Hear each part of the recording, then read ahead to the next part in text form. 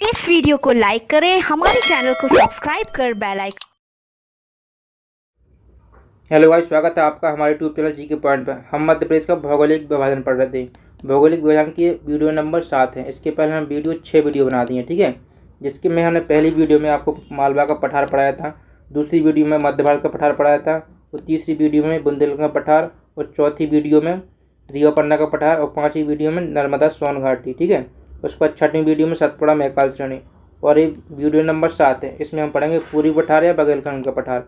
इस पठार में हम इसकी स्थिति देखेंगे, मिट्टियाँ देखेंगे, नदियाँ देखेंगे, जलवायु देखेंगे, जलवायु कैसी है यहाँ पर, फसलें देखेंगे, फसलें कैसी हैं, वर्षा कितनी होती है, निर्माण इसका कैसे हुआ है, और यहाँ पर खनिज संपदा क्या क्या पाई जाती है, ठीक है। और पर्यटन स्थल कौन कौन से हैं वो सब हम इस वीडियो में डिस्कस करेंगे। चलिए तो स्टार्ट करते हैं। वीडियो नंबर 7 है, पार्ट 7 में पूर्वी पठार या बघेलखंड का पठार।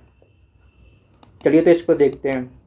सबसे पहले हम देखेंगे इसकी स्थिति कैसी है, ठीक है। मध्य प्रदेश के मैप में इसकी स्थिति कहाँ है, ठीक है। देखिए मध्य प्रदेश के पूर्वी भाग में स्थित है। कहाँ है, मान लीजिए ये मध्य प्रदेश का मैप है, ठीक है। ये मैं आपको ऐसे बताता हूँ, फिर आपको मैप में आगे दिखाऊंगा, ठीक है। ये मध्य प्रदेश का मैप है। इसके कहाँ, ये पूर्वी भाग, ये यहाँ पर यह स्थित है, ठीक है। और इसका अक्षांशीय विस्तार क्या है, कितना है, 23 डिग्री 40 मिनट से 24 डिग्री 35 मिनट क्या है, उत्तरी अक्षांश, ठीक है। और तथा 80 डिग्री यानी कि 80 डिग्री 05 मिनट से 82 डिग्री 35 मिनट क्या है, पूर्वी दिशांतर है, ठीक है। तो आप इसको याद रखना। इसका क्षेत्रफल कितना, लगभग 7% याद रखना।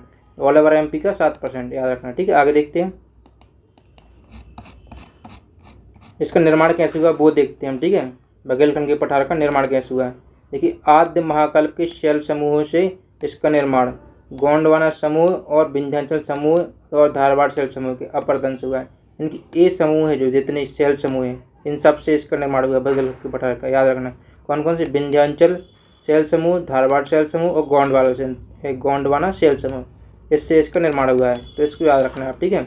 इसके संबंधित प्रमुख जिले कौन कौन से वो देखते हैं, ठीक है। देखिए इसमें सिंगरौली, सीधी, रीवा और शहडोल, ये इसके प्रमुख जिले हैं इस पठार के। याद रखना कौन कौन से, सिंगरौली जिला, सीधी जिला, रीवा जिला और शहडोल जिला, ये इसके प्रमुख जिले हैं, ठीक है। आगे देखते हैं इसकी जलवायु कैसी पाई जाती है इस पठार में, ठीक है। जलवायु देखिए यहाँ ग्रीष्म ऋतु में क्या है, साधारण गर्म रहती है, यानी कि जब गर्मी होती है यहाँ ज़्यादा गर्मी नहीं होती है, साधारण होती है, ठीक है। और शीत ऋतु में अधिक ठंडी होती है। जैसे शीत ऋतु आती है क्या बोलती है, अधिक ठंडी पड़ जाती है यहाँ पर। तो इसको याद रखना, ठीक है। इसकी जलवायु कैसी है, ग्रीष्म ऋतु में साधारण गर्म है और शीत ऋतु में अधिक ठंडी है, ठीक है। इसको याद रखना। उसके बाद देखिए वर्षा कितनी होती है इधर, ठीक है। मध्य प्रदेश में सर्वाधिक वर्षा वाला क्षेत्र है। यहाँ क्या है, मध्य प्रदेश की सर्वाधिक वर्षा होती है, यानी कि यहाँ पर सर्वाधिक वर्षा होती है, ठीक है। याद रखना कितनी, लगभग 125 से 140 सेंटीमीटर, यानी कि बहुत काफ़ी वर्षा है यहाँ, ठीक है। बुंदेलखंड के पठार से तो बहुत ज़्यादा है, कि बुंदेलखंड के पठार में तो 25 से 75 सेंटीमीटर की वर्षा होती थी, ठीक है। तो इसको याद रखना। नदियाँ क्या क्या है यहाँ, सोन, जोहिला, बनास, गोपत, ये यहाँ की प्रमुख नदियाँ याद रखना, ठीक है। बघेलखंड के पठार की प्रमुख नदियाँ सोन नदी, जोहिला नदी, बनास नदी और गोपत नदी, याद रखना, ठीक है। आगे देखते हैं मिट्टियाँ। यहाँ कौन कौन सी मिट्टी पाई जाती है, प्रमुख मिट्टी कौन कौन सी, ठीक है, बघेलखंड के पठार में। वही लाल पीली मिट्टी, कौन सी, लाल पीली मिट्टी यहाँ से प्रमुखता है, याद रखना। कौन कौन सी, ओनली लाल पीली मिट्टी, याद रखना। यहाँ मिश्रित मिट्टी नहीं पाई जाती है, मिश्रित मिट्टी पाई जाती है थी बुंदेलखंड के पठार में, याद रखना, ठीक है। यहाँ पाई जाती है लाल पीली मिट्टी, ठीक है। आगे देखते हैं। अब देखिए विशेष तथ्य, यहाँ के विशेष कौन कौन से तथ्य वो देखते हैं, यानी कि अन्य फैक्ट क्या क्या है, ठीक है। इस प्रदेश में खरीफ की फसलों में धान, क्या फसल है यहाँ, धान, अरहर और मोटे अनाज की फसलें उगाई जाती हैं, याद रखना, मोस्ट इम्पोर्टेंट, ठीक है। क्या है, खरीफ में है कौन कौन सी, धान, अरहर और मोटे अनाज, ठीक है।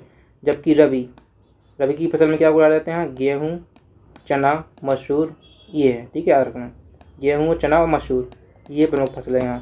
कहते हैं यहाँ खनिज संपदा के रूप में इस क्षेत्र में कोयला क्या पाया जाता है, कोयला, बॉक्साइट, यूरेनियम और कोलवेंट मीथेन और चूना पत्थर और बलुआ पत्थर, ये प्रमुख यहाँ क्या है, खनिज संपदा, याद रखना, ठीक है। कोयला, बॉक्साइट, यूरेनियम, कोलवेंट मीथेन, चूना पत्थर, बलुआ पत्थर, ये क्या है यहाँ की प्रमुख खनिज संपदा, ठीक है। तो इसको याद रखना आप। आगे देखते हैं। कहते हैं यहाँ कोरंडम के भी अयस्क मिलते हैं, किसके, कोरंडम, याद रखना, किसके, कोरंडम के, बघेलखंड के पठार में, ठीक है, अयस्क मिले हैं। यूरेनियम एवं कोलवेंट मीथेन के भंडार शहडोल जिले में, किस जिले में, शहडोल जिले में, याद रखना, ठीक है। कहाँ किस चीज़ के? यूरेनियम के और कोलबेंट मीथेन के। मध्य प्रदेश के शहडोल जिले में इसके भंडार पाए गए हैं, ठीक है, इस पर याद रखना। एवं यहाँ पर्यटन स्थल के रूप में पर्यटन देखते हैं क्या क्या पर्यटन पाया जाता है, ठीक है। पर्यटन में कौन कौन से क्षेत्र हैं? क्षेत्र में अमरकंटक, ठीक है, अनूपपुर जिला में, और बांधवगढ़ राष्ट्रीय उद्यान, ये याद रखना, ठीक है। उमरिया एवं संजय डुगरी राष्ट्रीय उद्यान, ये यहाँ के क्या है? प्रमुख पर्यटन स्थल है, याद रखना, ठीक है, मोस्ट इम्पोर्टेंट है। कौन से? बघेलखंड की पठार के पर्यटन स्थल में। आगे देखते हैं, आगे मैं आपको इसका मैप दिखाता हूँ, ठीक है। बघेलखंड के पठार का कहाँ है ये देखिए, ये है बघेलखंड का पठार, यहाँ से लेके इतना, ये क्या है? बघेलखंड का पठार। कितना है? 7% या 8.2% कहीं कहीं मिलता है, ठीक है। 8.2% याद रखना है आप, ठीक है। ऊपर जो मैंने आपको 7% बताया था उसको आप कट कर देना, ठीक है। 8.2% इसको याद रखना, ठीक है। और कितना है? 26,000 वर्ग किलोमीटर है। कितना? 26,000 वर्ग किलोमीटर, ठीक है। क्योंकि जो बघेलखंड का पठार है वो है 23,733 वर्ग किलोमीटर, तो कितना है? 7.70%, ठीक है। और जो ये बघेलखंड का पठार है वो कितना है? 26,000 वर्ग किलोमीटर, तो ये कितना? 8.2%, तो ये इससे बड़ा है, ठीक है। इसको याद रखना आप। वो 7% जो ऊपर लिखा था उसको क्रॉस कर देना, वो गलत हुआ था, ठीक है। और देखिए यहाँ मध्य भारत का पठार है, और ये मालवा का पठार है, और ये नर्मदा सोन घाटी है, ठीक है।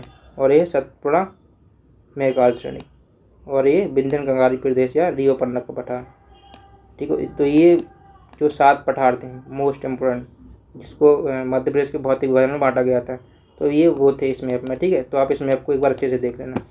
चलिए आगे देखते हैं। चलिए, तो इतना ही था ये आज के लिए। और ये हमारे जितने भी पठार थे मध्य प्रदेश की, वो सब हमने डिस्कस कर लिया। ये लास्ट लेक्चर था, ठीक है, मध्य प्रदेश के पठार या भौतिक विभाजन का, ठीक है। इसके पहले जो मैंने आपको बताया था कि वीडियो के पार्ट 1 में हमने मालवा का पठार पढ़ाया था, पार्ट 2 में मध्य भारत का पठार पढ़ाया था, पार्ट 3 में बुंदेलखंड का पठार पढ़ाया था, पार्ट 4 में रीवा पन्ना का पठार पढ़ाया था, पार्ट 5 में नर्मदा घाटी या नर्मदा सोन घाटी पढ़ाई थी, पार्ट 6 में सतपुड़ा मेघाल श्रेणी, और पार्ट 7 जिसमें हमने पूर्वी पठार है बघेलखंड का पठार पढ़ाया था, ठीक है। तो इसके पहले जितने भी हमने वीडियो बनाए हैं उनको आप एक बार जरूर देखिए, आपको बहुत अच्छे समझ में आ जाएगा, ठीक है। उनमें हमने सब कुछ डिस्कस कराया था, स्थितियाँ, उसकी स्थिति क्या थी, उस पठार की मिट्टी क्या थी, उस पठार में प्रमुख नदियाँ कौन कौन सी थी, जलवायु क्या थी, फसलें क्या थी, वर्षा कैसी होती है, निर्माण कैसे हुआ उस पठार का, खनिज क्या क्या खनिज पाए जाते थे वहाँ, पर्यटन स्थल कौन कौन से थे, वो सब हमने एक एक पठार में ये सब टॉपिक डिस्कस कराया, ठीक है। तो आप उन सबको एक बार ज़रूर देख लेना। उम्मीद है आपको वीडियो पसंद आई होगी। अगर अब हम मिलते हैं अगले नए टॉपिक में, ठीक है। जो भी नया टॉपिक स्टार्ट करेंगे उसमें आपसे मिलेंगे। चलिए, तो आज के